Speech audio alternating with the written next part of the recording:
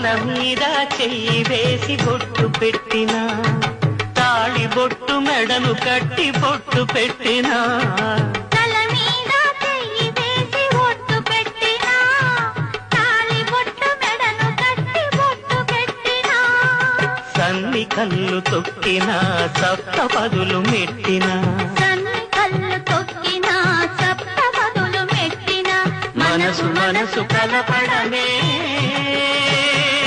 మంత్రం పరమార్థం.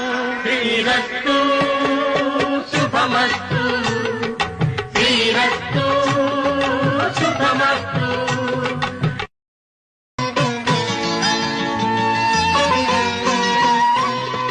తల మీద చెయ్యి వేసి బొట్టు పెట్టినా, తాళి బొట్టు మెడను కట్టి బొట్టు పెట్టినా,